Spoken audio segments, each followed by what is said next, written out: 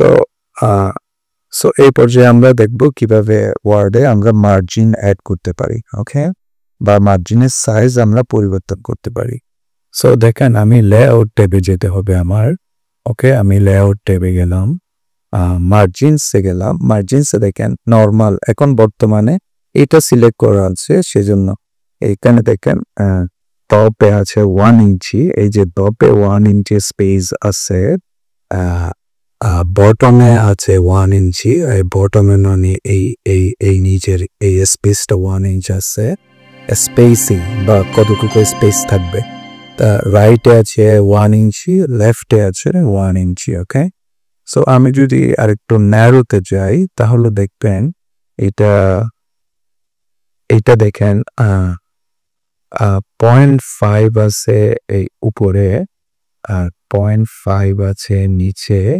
এটা আমরা হেডার এবং ফুটার ইউজ করাতে এটা এরকম মনে হচ্ছে, কিন্তু আমি যদি হেডার ফুটার করে ফেলি,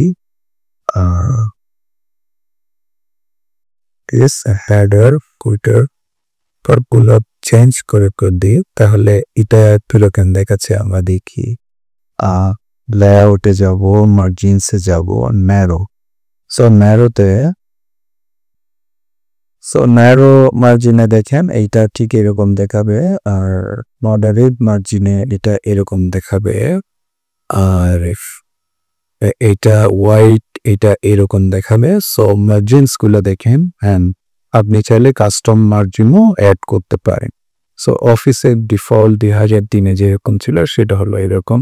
সো এটা ডিপেন্ড করবে আপনার নিডের উপর, আপনি কিভাবে কোন স্টাইলে মার্জিনটা চাচ্ছেন, ঠিক আছে। সো লেআউট ট্যাবে গিয়ে আমরা মার্জিনসে গিয়ে আমরা স্পেসিফিক মার্জিনস চেঞ্জ করতে পারবো, অথবা কাস্টম মার্জিন দিয়ে আমরা কাজ করতে পারবো, যে এখানে টপে কত হবে, লেফটে কত হবে, গাটার কত হবে, বটমে কত হবে, রাইটে কত হবে। সো এইভাবে আমরা এটা পেজ সেট আপও বলা যেতে পারে, যে আমার পেজ সেট আপটা কিভাবে হবে, ঠিক আছে।